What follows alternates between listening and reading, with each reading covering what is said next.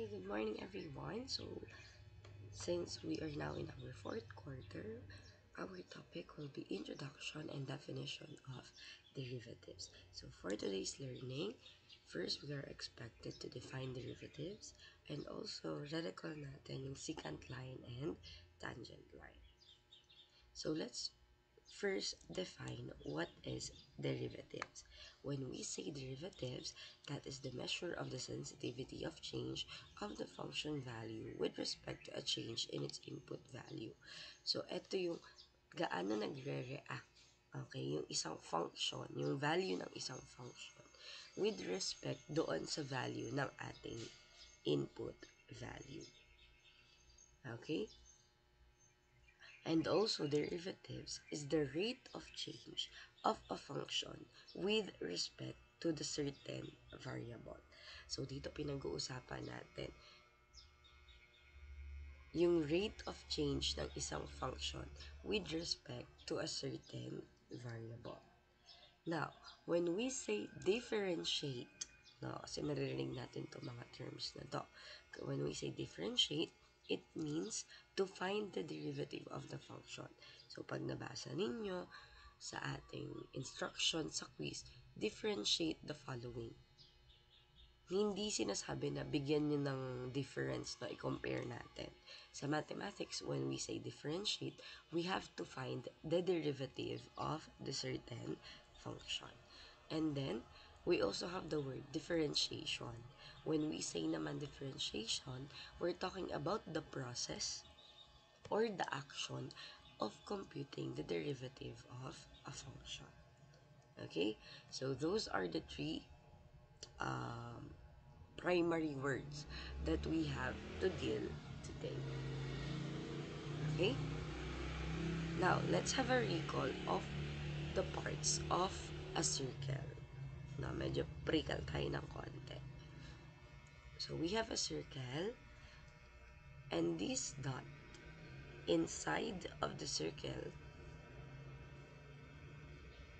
no, is what we call, okay, the center.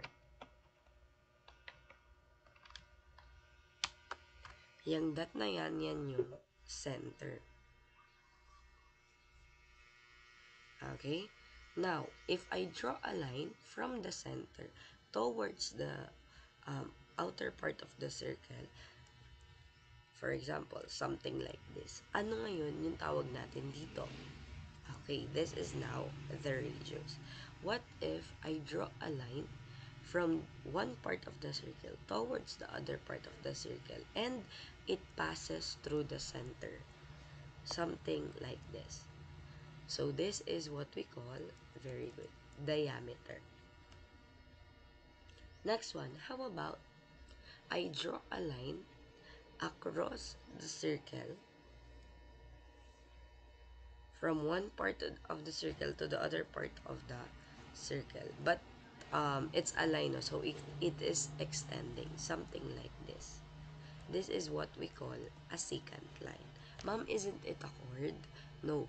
Kasi kapag chord yan, segment ang chord. So, from this point up to this point lang. No? If that is a chord. Pero since we are extending the line, that is called a secant line. And take note, kapag secant line, na-meet niya yung circle in 2 points. Okay? Next, last one. How about this one? If na-meet niya naman yung point, if nakamit siya ng point sa circle in just one time. If this is a secant line 2 times, kapag 1 time, that is what we call the tangent line. Okay? So, tandaan lang natin, no, kapag secant,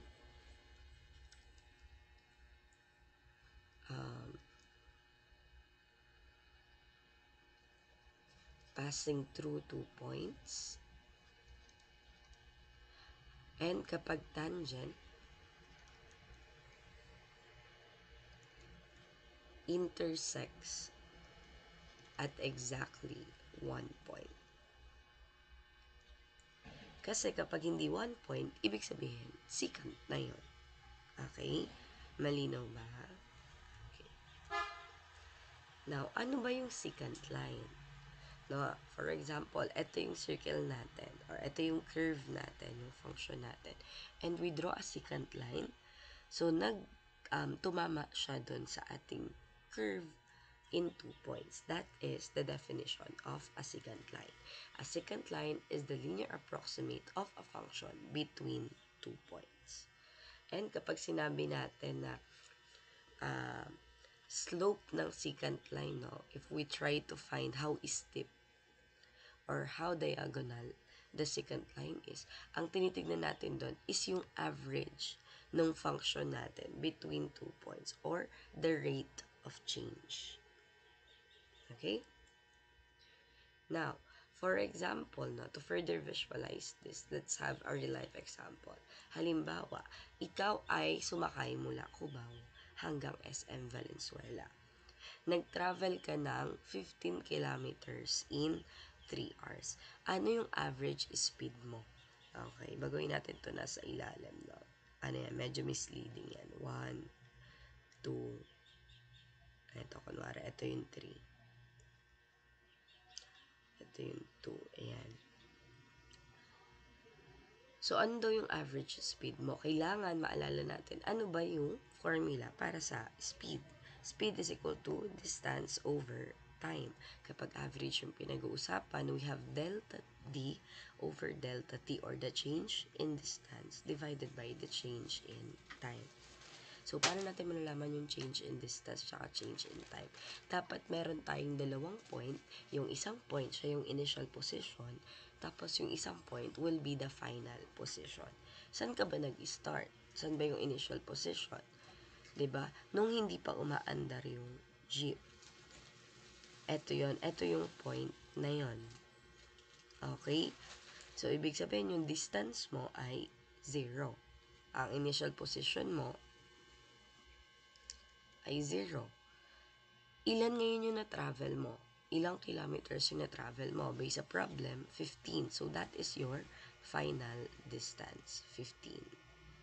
And then, time naman yung pag-usapan natin. Siyempre, if wala ka pang nata-travel, nakastay ka lang sa isang position, ang time natin na initial will also be 0. Okay? The initial time will also be 0. And the final time naman is yung naka-arrive ka na sa 15 kilometers. That is 3 hours. So, ang final time natin will be 3. Okay? So, substituting, this will be 15 minus 0 divided by 3 minus 0. Or 15 kilometers divided by 3 hours. So, therefore, ang speed natin ay 5 kilometers per hour. Okay? Nakuha po ba? Clear po tayo.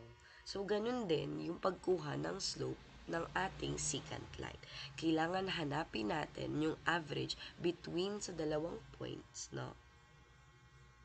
Na nandito sa graph natin. From the initial point to the final point. Or initial position to the final position. Okay? For example, ayan na, meron na tayong graph. No? We have 0, 0, and 3, 15. And we know that the slope of the red line represents the average rate of change, or in this case, the average speed. Diba? Yun yung pinag-uusapan natin kanina. Kapag kinuha natin yung slope nito, nakuha natin yung speed, and nakuha din natin yung rate of change. Okay? So, ang slope natin, paano nga ulit kuhanin yung slope?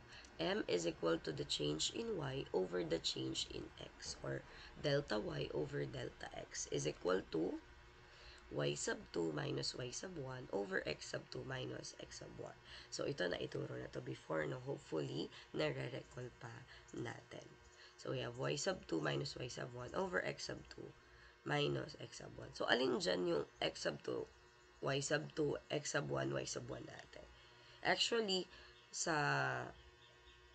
kapag nagsasolve tayo ng slope, no, anything naman, pwede sila mag-interchange. Basta fix na kung ano yung x sub 2 mo, dun mo din kukunin si y sub 2. Kung nasan si y sub 1, nandun din si x sub 1. So, in this case, ito yung ano natin, ito yung gawin nating x sub 2 and y sub 2. Then, ito naman yung x sub 1 and y sub 1. So, we will have 15. Ito yung y sub 2 natin, no? 15 minus 0 sa y sub 1. Then, 3 minus 0 sa y sub 2. Then, we will also have 5 kilometer per hour or the slope is 5, which is the same dun sa speed na na-solve natin kanina. Therefore, when we try to find the average speed, we are also trying to find the average rate of change of secant line. Are we clear on that? Malinaw po? Okay. So, again, m is equal to 5 kilometer per hour or m equals 5 is the slope of that line. Clear po tayo?